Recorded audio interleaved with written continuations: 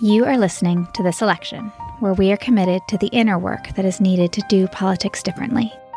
This is episode 2. I'm your host, Katie Cochran, and I'm so glad you're here. This podcast series offers a new way of looking at politics, one that focuses on how we engage with others rather than on our partisan identities or policy preferences. It explores why politics is so triggering and offers spiritual practices that heal past wounds, ground us in our bodies, and connect us to that which transcends our differences. If you are committed to active citizenship but feel worn down by political culture of fear and anger, this podcast is for you. If you have lost sleep over politics, or your temper, or a friend, this podcast is for you. Politics is hard, but it's something we can heal from, and it is something we can change. It won't be easy. It will take practice. But my hope is that the conversations here open us up individually and collectively to a new way of engaging. This election, we will do politics differently. Our guest today is David Gungor. David is a multifaceted artist, songwriter, pastor, speaker, and music producer based in New York City. He leads a dynamic life balancing creative pursuits with pastoral responsibilities alongside his wife, Kate, and their 4 children. As half of the Brilliance and leader of the Good Shepherd Music Collective, David is deeply immersed in the music scene, producing music and podcasts from his New York City studio, and leading workshops on creativity and songwriting. With over a decade of pastoral experience at Good Shepherd, New York, he is dedicated to nurturing spiritual growth and community engagement through his work as a speaker, workshop leader, and mentor for Trinity Leadership Fellows. David is also a passionate advocate for empathy and peace, collaborating extensively with organizations such as the Peacemaking Organization, Telos, and Narrative 4. I first discovered David through the Brilliance in the winter of 2019 as I struggled to come to terms with the challenges of running a shelter. Their song, May You Find a Light, spoke to the longing I both witnessed and experienced as I accompanied people on their journey home. Since then, their music has been both a balm to my soul and a beautiful call to action towards seeing the humanity in all people. Their songs wrestle with some of the most acute challenges facing our world: war, violence, immigration, political polarization, hunger, and anxiety. They have helped me hold the complexity of these issues and the complexity of my own life with tenderness and grace. Music like theirs is what we need if we are to engage on these issues and the others that plague us. Music like theirs is a pathway to hope. David, thank you so much for joining us today. Thank you, Katie, for having me, and I'm very honored to be a guest on your podcasts. So one of the goals of this podcast is to expand the definition of politics to include not just our partisan identities and our policy preferences, but also the ways in which we engage with other people on political topics. So kind of keeping that expanded definition in mind, can you tell me about your earliest political memory and what that taught you about how we engage?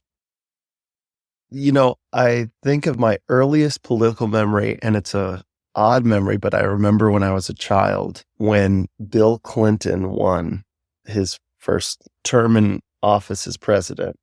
My dad was a pastor at an evangelical church. And I remember it felt like a funeral or something. I was like, why is everybody upset? I just didn't understand at all. But I remember just being like, why are people so upset about the president? Yeah. So that's interesting because it's like this seeing kind of the emotional effect of politics without even knowing really kind of what's behind all of that. Do you think from that or from other things that you learned about the ways in which we engage and how to do that? That's a good question. I think I was thinking the earliest. And from that, I think that maybe I saw the start of just partisan politics, and it kind of turned me off. Growing up, anytime I experienced a bubble of thought, I was always curious to, well, what's on the other side? A little later in life, the first time getting active in politics, I think was probably in high school. 9/11 had happened and we were in the Iraq War. And I remember I was on spring break, and I remember they had a name for the operation where they were bombing Baghdad. And we were all watching it. And I remember a lot of my friends at the time, just through the idea of like USA and whatever it meant to be patriotic. They were excited about it. And I remember thinking at first it was like a spectacle of like, wow, here's this giant response by us. But then on the other part, like, oh my gosh, are we watching people die right now? It was the first time my own bubble was starting to pop, I guess, on what my political imagination was of what it meant to be patriotic. Once again, those are all like small little memories, but just kind of the way that you turn your head and going, what am I celebrating right now? Or what am I grieving right now? Those were two early political memories for me, one as a child and one as a young teenager. Yeah.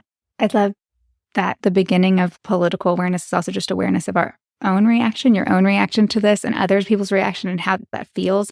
There's dissonance there almost from the beginning.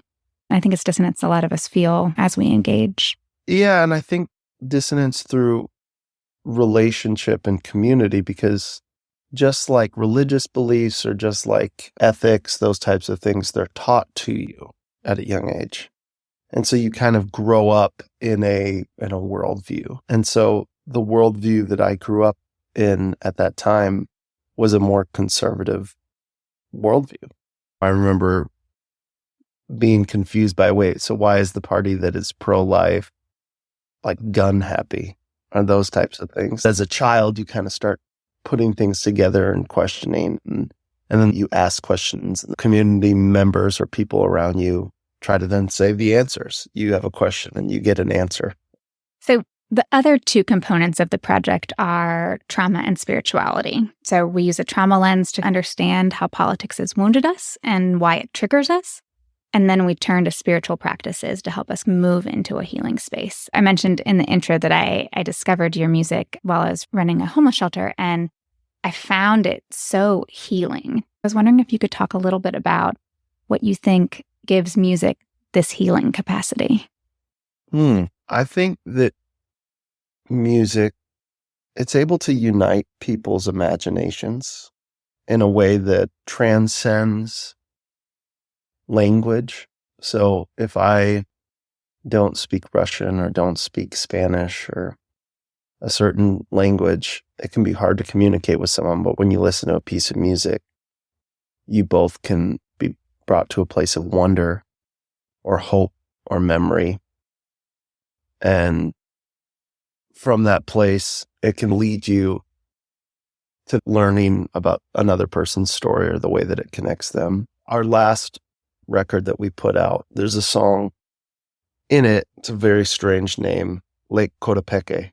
And the reason why it's that name is because John and I were recording this song that, oddly enough, I wrote with my daughter, who was in 5th grade at the time. She was leaving her elementary school that she had always been at. And they wanted to write a class song. And so I helped my daughter sit down and we wrote this chorus that goodbyes are never easy.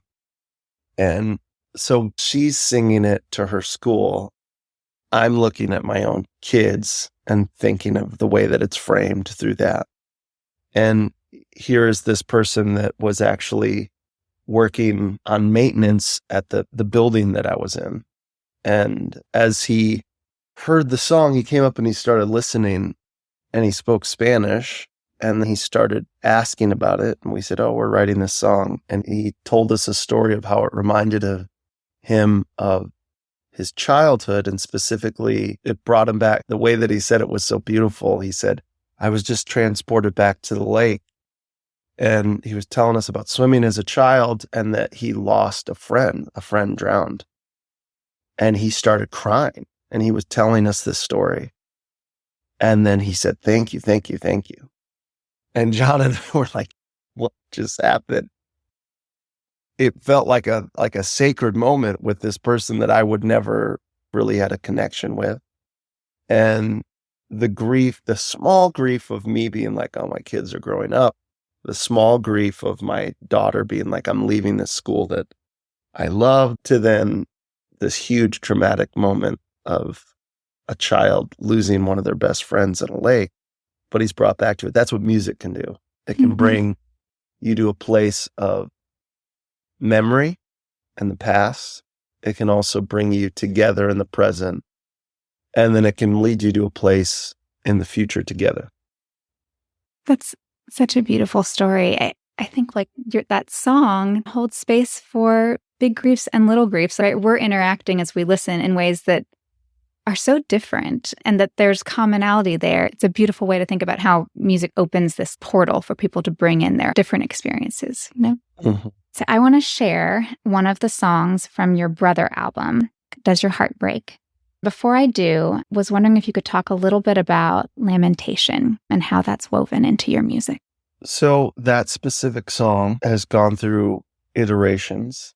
And the first iteration was in the season of Lent. John, who is the other member of the Brilliance, and I were going to write a record with some themes. And one of the themes that we wanted to have in it was the idea of lament and just really being honest to ourselves and to one another and to the divine, if you would. And so we opened up Lamentations, and there was a very dark scripture around children who are hungry. And we just had a conversation around, does the universe feel? Does God feel? And so John had written kind of a pre-chorus of just this instrumental pre-chorus. Then we sat there and wrote the verse together. And then I think eventually we were just kind of playing around on it. And an odd patron saint of our band came up, which was Elliott Smith, which is this, everything means nothing to me. And I feel like a lot of times when we see so much pain and you see so much trauma in the world, or you experience it, you don't know where to place it. When you see things like mass shootings, or you see tendencies of violence, gun violence, those types of things, you can easily dive into nihilism, which says nothing will ever change and it doesn't matter. One nice thing about the practice of lament is a practice of grief, corporate grief. Our spirituality in America in the 21st century reflects in many ways our own political discourse. I don't think that we know how to grieve well together. We don't have a place to put that grief. I feel like it's a little bit of an aha moment for me, because I listened to that song, and in some ways my answer was, yes, my heart breaks at all of this. And thinking about it now as you talk about corporate grief, I think one of the reasons it felt so cathartic was I felt like I wasn't alone in the grief, right? It took this personal feeling and made it corporate, made it communal. And even though I didn't know you, I don't know the other people who were listening to that song, it felt as if it was something I was experiencing communally with the music rather than just on my own. And so I think I appreciate that insight, and also the insight of the need for us as a society to figure out how to grieve in community. Okay, let's listen. When the walls fell and the hungry child cried out for help, did you hear the sound? Did your heart break? Does your heart break now?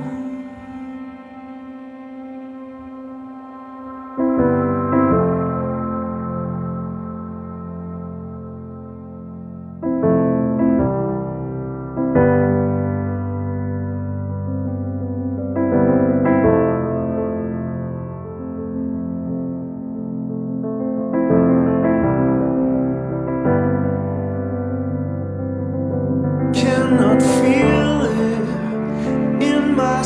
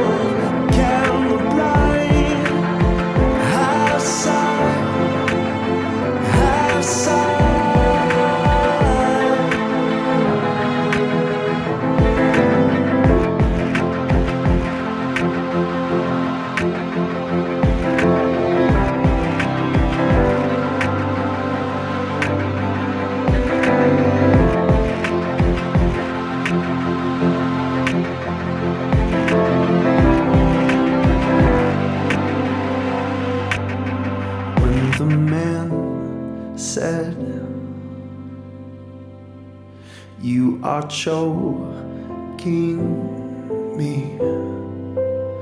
And he cried out, I cannot breathe. Did your heart break? Does your heart break now? So one of the things that I love about this song, but also about so many of your songs, is that you actually hold heartbreak and hope at the same time. So I was wondering if you talk a little bit about how you create music that holds these things that seem to be in tension. I think our goal for most of our music now is we try to create art that inspires empathy. I think one of the things that spirituality has always informed us is that one of the greatest spiritual gifts is the ability to see and is the ability to hear, and learning how to listen, which is difficult. In no ways have we mastered it, but we practice it. Whenever you see someone and you hear someone and listen to them, there's a real connection that can happen. And I feel like through that connection, even if it's grief or whatever it is, you don't feel alone. And you feel like whatever you learned, you then have a certain sort of responsibility. You are now part of that story. Hope then is tied to what you do, and you're not doing it alone. You're doing it with people. For myself, hope is not just a feeling. It is a action point, even if it's as simple as grieving together. That's a hopeful thing because you're doing it together. And knowing that you're not alone. And knowing that there are other people that see you and care for you. The hope of our music is that people feel seen and heard. The next song I want to share is "Oh Dreamer," a song in the first suite, which was an album commissioned to raise awareness about dreamers and DACA. In that song, you use the inscription from the Statue of Liberty in a really beautiful but also very evocative way. And so before we listen, I was wondering if you could talk a little bit about how music connects us to our history. John and I, before we decided to do a series of suites, we were deciding if we were going to keep on making music as the Brilliance. We've been making music together since we were children. I always laugh because my twins are 13. My oldest is 15. And after I had my 15-year-old, I started to kind of want to make music again. We released our first album right when our twins were born. And so I always can kind of remember it's been a family childhood thing for me. Childhood as meaning like my childhood best friend, and then family as in ever since my children. We've always had the Brilliance, and John and I have done that. But there have been times where you're like, what are we doing? Should we still do this? And I remember we were in Chicago, we played a show, and we thought maybe we're done. And our friend Mark Reddy took us out, and we were at a tiki bar, and he said, what do you guys like doing? And we just kind of said what we like is whenever people connect to the music and it brings us together and stories. And he said, why don't you tell other people's stories then? Why don't you do that? Why don't you make that kind of music? And so we were kind of interested, and he said, you could help me. At the time, he was working for a nonprofit that were trying to help DACA dreamers. And he said, have you ever met with a DACA dreamer? And I said, no, I know what DACA dreamers are from headlines, but I didn't know what were the issues for an everyday dreamer. And so he introduced us to multiple DACA dreamers, and every time we would meet, every stereotype that we would have would always be surprised. I live in New York, which is a wonderful place, but a pretty liberal city. And I had all these assumptions from the news. The first dreamer that I met with, his dream was to be in the Army. After 9/11, he was from New York. He was looking at all these first responders go towards the city. And he was very inspired. And so he joined the ROTC. And his plan was to join the Army and then become a firefighter. Right before his senior year, right before he tried to enlist into the Army, his mom sat him down and told him that he was undocumented. And it really was a fracture in their relationship because he felt all this pain from his mom, even though she was a single mom working 2 jobs and taking care of her child. He felt like his dream was lost. He couldn't serve in the Army and he wouldn't be able to be a firefighter, etc. So he told us this story, and I grew up in a Christian household, but one of the emphasis that I always had in a Christian household was nonviolence. And so to hear someone who wanted to serve in the military, his dream was to serve, his dream was to be a firefighter, it kind of just stopped us in our tracks in the ways that we are so privileged as Americans. And my daughter, at the same time as I was doing this, went on a field trip to the Statue of Liberty. And then she did a little art piece and it had that poem. And so then John and I wrote the first iteration of O Dreamer. And everything that I had was kind of love as an open door, welcome stranger, these types of things. When you write a song, what I like to do is I'll be at a show or something and I'll play it to see what does it feel like to play. You kind of test out the waters.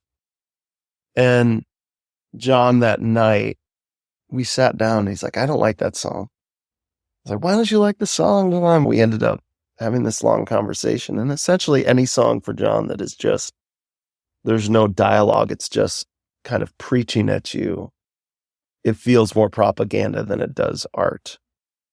And so that night, I remember I fell asleep, and John and I we were at a show in Grand Rapids. I think we were playing at Calvin College. But I remember I fell asleep and I woke up in the middle of the night with a night terror where there was like a figure over my bed. And I told John, oh my gosh, I had terrible sleep. I had this night terror. In the terror, someone like came into our hotel room and it was propped open. And then this figure, and he looked at me very coldly and kind of jokingly. And he looked at me and he said, well, bro, love has an open door. Welcome, stranger. And the dream to one person is the nightmare to another, depending on the context. And I remember that led us to then say, okay, well, then how do we make this a question and a dialogue to where the listener is able to not just have something preached at them, but they're able to enter a dialogue. And I feel like that is the challenge of any artist that tries to dive into political work. How do you not just be a sounding board for either a party or an ideologue or, in a sense, just propaganda? And so that is the mixture of somehow diving into poetry around immigration and what is a dream, and specifically what is a dream to me and to my child, and how do you then put that in comparison to the dream of, if I asked a kid, what is your dream? Maybe they would say, I want to be a professional sports player, or I want to be a doctor, or I want to be whatever it is. A lot of times they think of what they do. But if you're talking to a person that doesn't have clean water or doesn't have food or is in war, their dream is very different. And whenever you talk about your dreams and you put them next to each other, then you can kind of see privileges and realities and all different types of things. And that's where, as you said, when you try to dive into art, and specifically art in the past, it can also show you in the same way where we've come from and also how we're still tied together. Does love have an open door? Welcome, stranger. Give us your tired and poor. All those in me. Oh, dreamer, teach us to dream again. Oh, children, we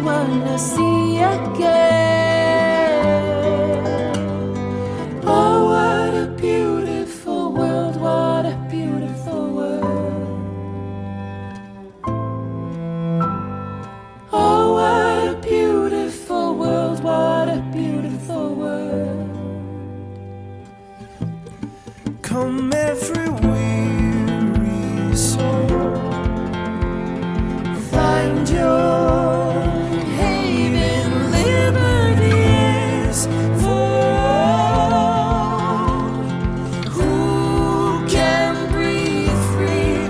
Oh, dreamer, muéstranos la verdad. oh, children,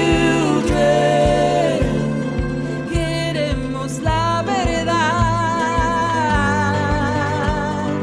oh, what a beautiful world, what a beautiful world. Oh, what a beautiful world, what a beautiful world. We say land of liberty, pretend equality, let freedom reign. Quiero libertad. Does the cost of security bankrupt our humanity? Quiero libertad. Quiero libertad. Does love have an Oh, bello mundo de amor, bello mundo de amor. welcome stranger? Does love have an Oh, bello mundo de amor, bello mundo de amor. all those in need? Oh, what a beautiful world. Oh, what a beautiful world. Oh, bello mundo de amor, what a beautiful world. Katie, I love that you chose that version of that song because it's my favorite version. Anytime you're writing something, I probably have 10 different versions of that recording that I did. And that was a live recording. And it was with Diana Gameros, who is an amazing artist, but she knew John from when we were in Grand Rapids together in college. We went to Grand Rapids Community College, and they had a great little music department. And Diana, she has her own story of being undocumented, and she now has her green card, and she's an advocate for immigration and for people that are undocumented. And so John and I, we knew for this project, we want to actually talk to people. And we had talked to Diana, and she is such an amazing singer, an amazing guitar player. And then what was fun is my brother-in-law, Joshua Roman, who's like a world-renowned classical cellist. He played on that. And we had, you're doing a live take and you're doing something, and it brought me to a memory. So that was special that you played that version. I don't listen to my own music often at all because you only hear the mistakes or the things that you wish you did different. But that was one of the rare times where I was just like, oh my gosh, I was brought back to this memory. So thank you for that. So The Sweets, that album, was where you first began to include non-lyrical pieces as well. Can you tell me a little bit about that choice and the ways in which music on its own without lyrics can move us? My wife and her whole family come from a classical music background. And then John, my partner in the Brilliance, is a composer and he's an amazing pianist. And John is very unusual in that he's a very good jazz player, went to school for that, also a very good classical player and is a composer and string arranger, and then also knows how to do pop and other music. At the time, all of our music, it felt like we were a little bit boxing ourselves in, especially for John, for his different skills and language skills of being able to, he loves to write other types of music. The whole idea of how it came about was I was in New York at Carnegie Hall watching my brother-in-law Joshua play a Bach suite, and everyone was silent. I was so inspired. Most of the music that I was writing was trying to get people either to sing along or get pumped or whatever. And this was getting people to listen and be quiet. And I thought, oh my gosh, that is what I want for my spirituality and specifically for groups. And so the Brilliance was birthed out of that. I remember we were together with, a lot of times we'd play a show somewhere and then you try to see that city and eat at a great restaurant or go experience art or whatever it is. And we were in Seattle and we played a show that was very beautiful. It was very meaningful. We went the next day out for a really good meal and then went to the symphony. I remember it was a Russian composer and they were talking about this symphony. This person, the composer, had to write the symphony while being under house arrest. They had spoken against the party and they couldn't kill this composer because he was too popular, but they wanted him to write a Russian anthem, war anthem. And then he brought in influences from the West, specifically like Gershwin and things. And it made us laugh so much because it was like hearing the story, reading about it, and listening to the symphony. It was this amazing protest music that was also, it was so thoughtful. There were no lyrics and you could enter into it in your own imagination of my own story of feeling boxed in by certain Christianity or by working at a church or by whatever it was and feeling like I couldn't say certain things. In my own tiny, small way, my life was not at risk, but you feel like you're not allowed to say certain things in certain contexts. And so I love that when there are no lyrics and there's melodies, I think it really can transcend the language. It can get you past what I am thinking as a composer. It can introduce ideas and then your own imagination can take it. And we can talk about it in a way that is beyond just a lyric. Yeah, I found myself going to those songs and then to other classical music. And I feel like I did that because I didn't have words for what I was feeling. It was often when really hard, difficult things had happened at the shelter. There was no way that words could speak to my experience. Yeah. But music could. In the Dreamer Suite, I think it was more on the imagining side. It was wonderful because I'd be like, who is Ludwig? Who is Lily? Who is, because you named them after these people. And it made me really wonder, like, what are their dreams? And also, what is my dream and my child's dream? And it just, there's so many possibilities in the interplay of those songs. Yeah. Lily is my grandmother. Ah. And Ludwig is Beethoven. Okay, well, that's what I figured. But even for that, not knowing the answer is more romantic and more fun. When you move into the second suite, it ties you again to the past. Bach is a major theme for us. And for that second suite, it opens up with a Bach piece that then is reimagined in the theme of like our own 21st century mind and anxiety. Okay. So your albums have become like less explicitly religious since the release of Dreamer. Mm-hmm. And I think one of the questions that a lot of people struggle with is how to remain spiritually grounded as our beliefs are changing. And so I was wondering if you could talk a little bit about the role that music has played in your spiritual journey. So I laugh at this because the behind the scenes story is when John and I first started the Brilliance, I was a youth pastor and John was on a good day an agnostic, but on a different day, probably an atheist. And we had written church music. And then we evolved throughout the years. And there was a specific time where I remember we released Brother, that album. And it was very meaningful because I remember going to my kids' public school and the kids' choir sang Brother in New York Public School. And then beautifully, I got to play in Israel and Palestine. And it was cool to play in front of a mostly Muslim and Jewish audience and see that brought together.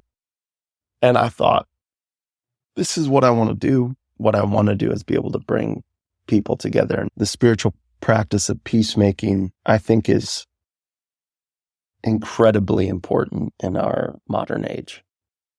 And so for us, it was a very spiritual practice. And then I laughed because the more our music got away from religious language, John now works at a church.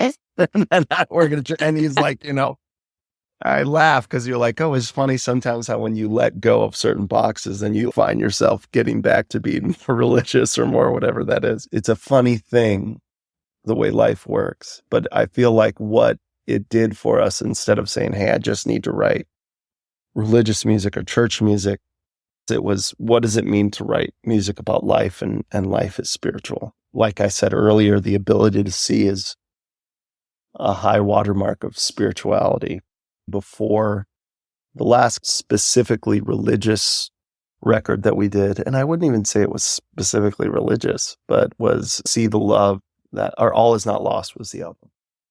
And we had already released a protest album, and See the Love was on that. It was just a little EP. And you kind of go, well, what are you protesting? What are you doing? It was, in a sense, of an act of learning how to listen. And we could already sense at that time how divided politically we were getting, of the inability to have any doubt or have any kind of dialogue for the ways that we have our own views. And that will always lead to violence. Fundamentalism always leads to violence. And so it was a very spiritual act to then try to move away from just religious language. The first suite that you had mentioned was around DACA Dreamers and around empathy of what immigration is. The next suite, which I think it's my wife Kate's favorite piece of art that we've ever done. It was World Keeps Spinning. It came out in January, and then that spring COVID happened. And it was really a thing of how do you deal with the chaos. We were in the chaos of everything. John and I, we would get together, and it was weird because he couldn't play shows. He couldn't do this thing. And we're getting older. My kids are getting older. And the next album was more birthed out of a post-COVID, what is meaning relationally. It was kind of a weird record for us because usually we try to do empathy for others, and in a sense feel it was kind of empathy for ourselves, which is really hard and uncomfortable to deal with. But also, we have to have empathy for ourselves, or we won't be able to really have it for others. Right, but it's a difficult thing, especially for, and I don't mean this, I'm not trying to write off people's trauma or those things.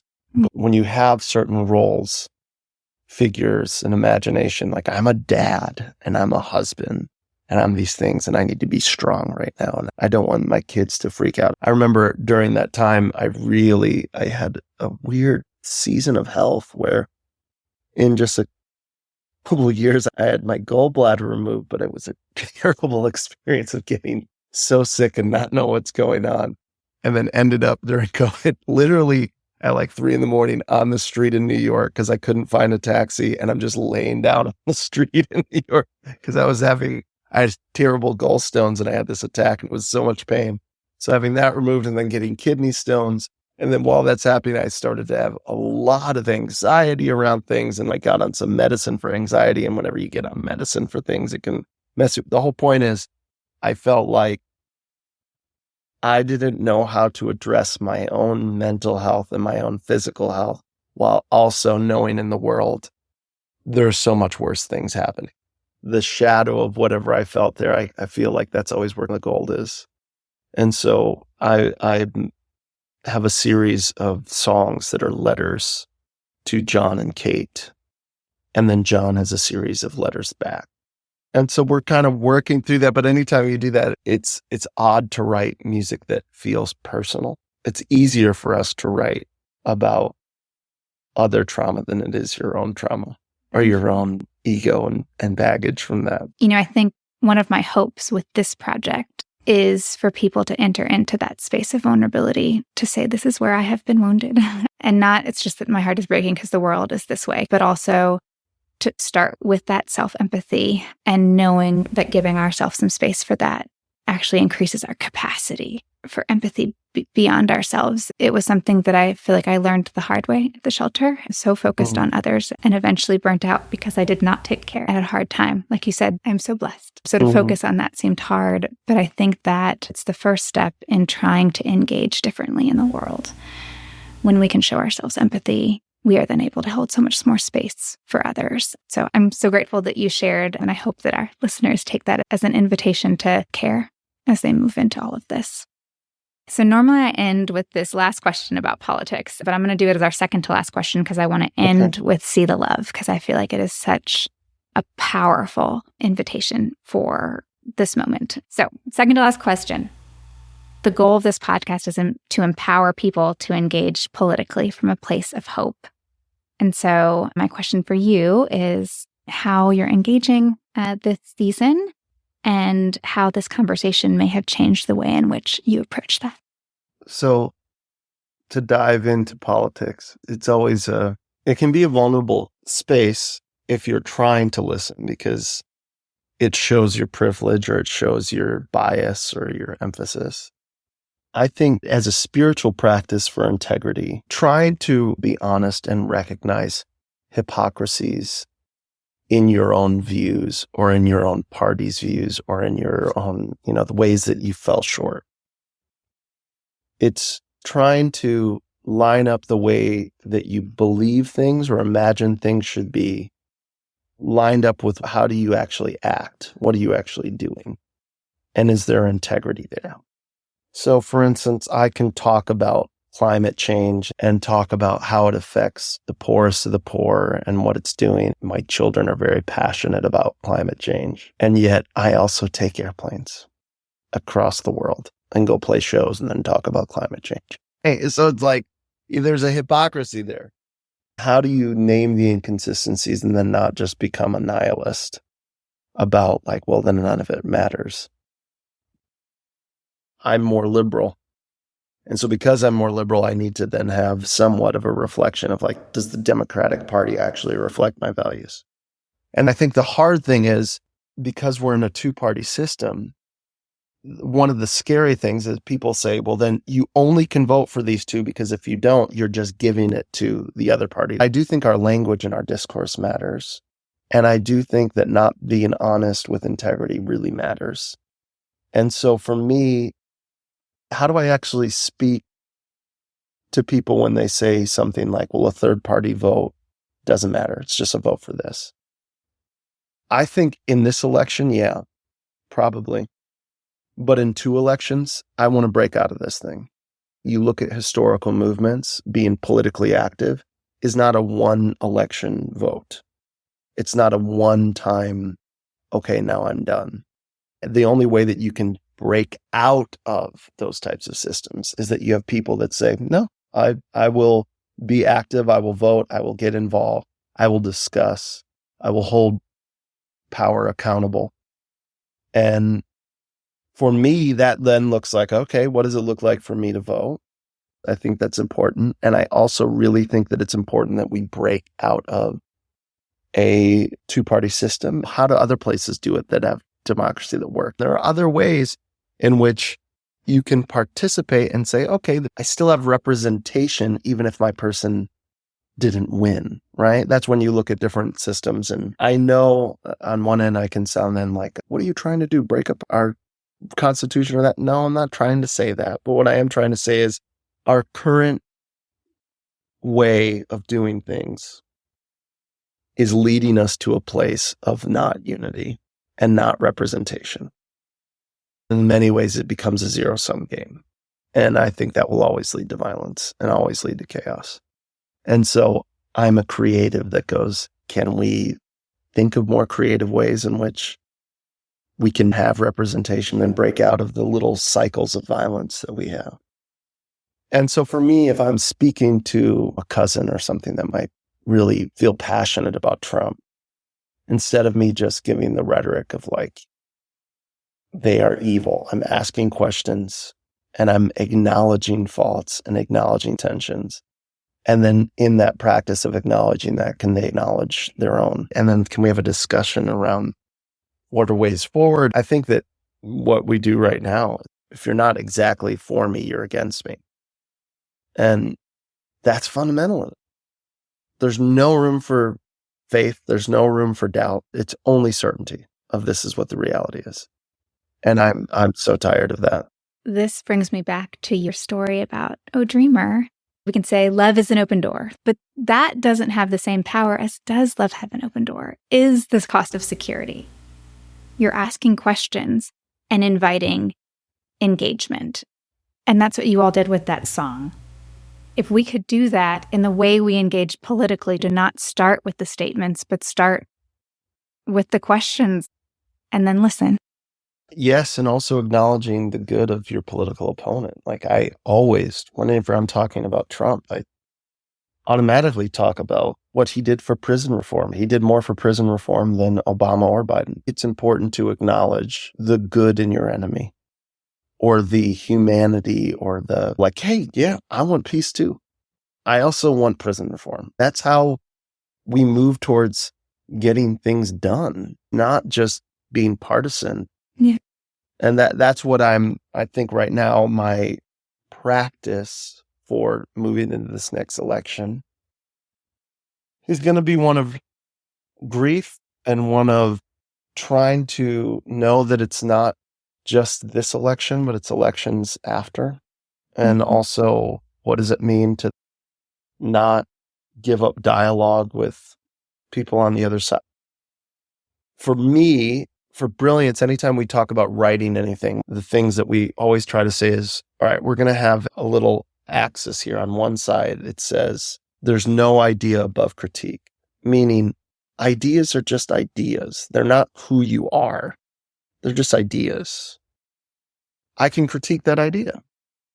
But on the other side of that, there's no person below dignity. Can we then set up things of the way that we talk about issues, seeing the importance of border control, seeing the importance of that? But then can I also do it in a way that doesn't just dehumanize? And I think for a lot of issues, we don't like to dive into the actual idea, or we don't like to have it critiqued. And it might be because we're trying to protect certain personhood.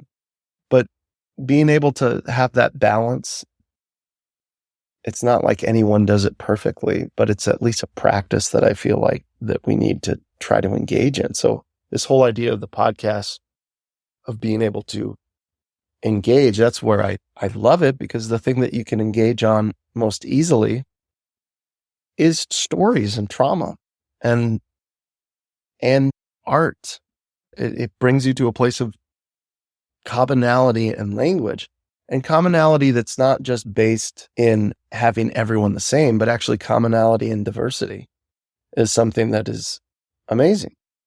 Yeah.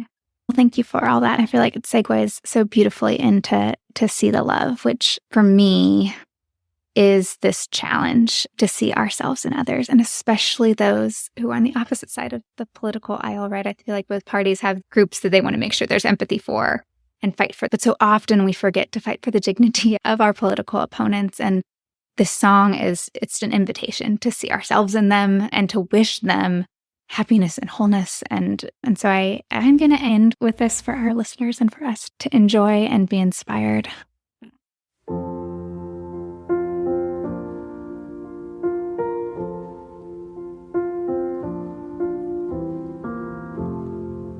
Every day we go to war again. We assume we know so much more than them before we hear what they have to say. Headline breaks and we start to hate again, calling them names again. We give our peace away. I hope they see it, 'cause I wanna see it.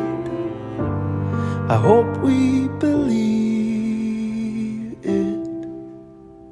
I wanna see the love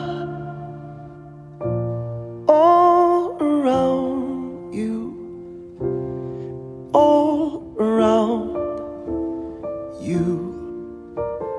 I wanna know that love is all around you. It's all around.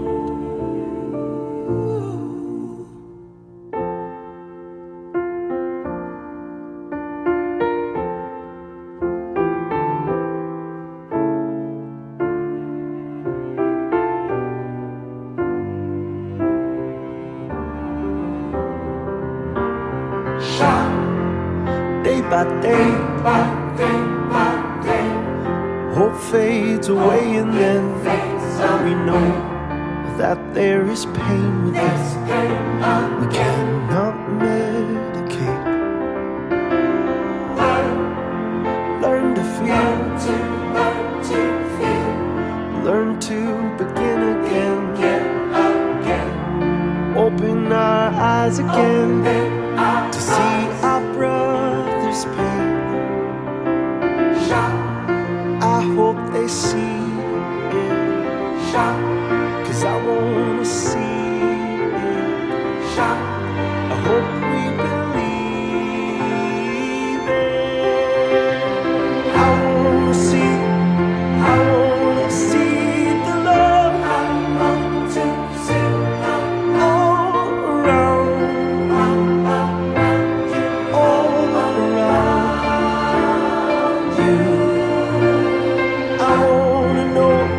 I wanna know that love is all around you.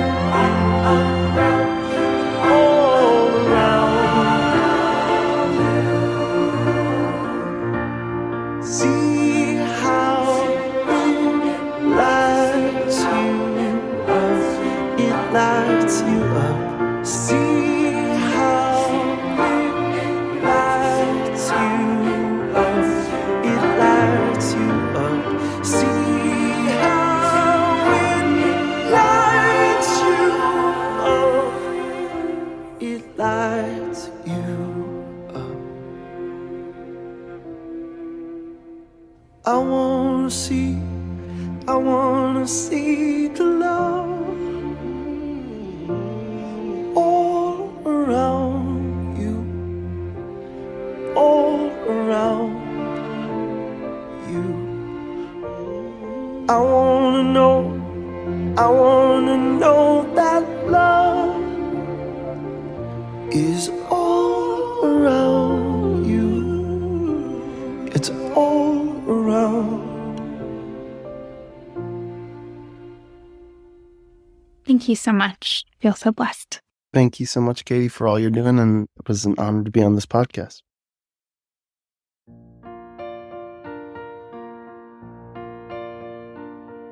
At This Election, we see politics as practice, and each conversation is paired with a practice that you can take with you as you heal from and engage the political arena.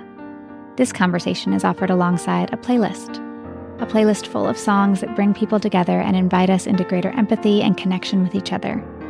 As we listen, we can grieve and imagine, remember and hope, knowing that we are not alone in any of these things. This playlist can be found on This Election's Spotify page, this episode's show notes, and on our website at www.thiselection.org/spiritual practices.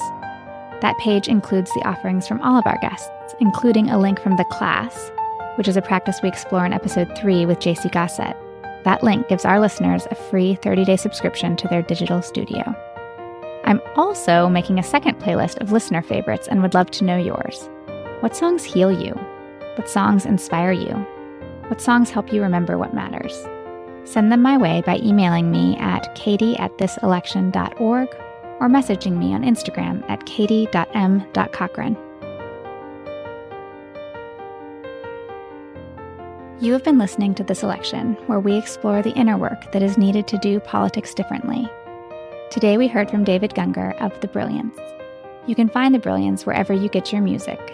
You can also follow them on Facebook, X, and Instagram. Search for The Brilliance Music or visit their website at www.thebrilliancemusic.com. To find out more about David's work, including some really amazing peacemaking and creative community building initiatives, visit davidgungor.com. If you have enjoyed this conversation, please subscribe, rate, and review the podcast on whatever platform you are listening through. This is the best way to help our vision of a different type of politics reach as many people as possible. A few thank yous to the people who made this episode possible. Our lovely theme music was written and performed by Ian Cochran and produced by David Cochran. The podcast artwork was created by Kristen Connolly and is available for purchase via her website at love.kristen.com. Finally, thank you for spending this time with me and for the work you are doing to heal our politics. I am so grateful.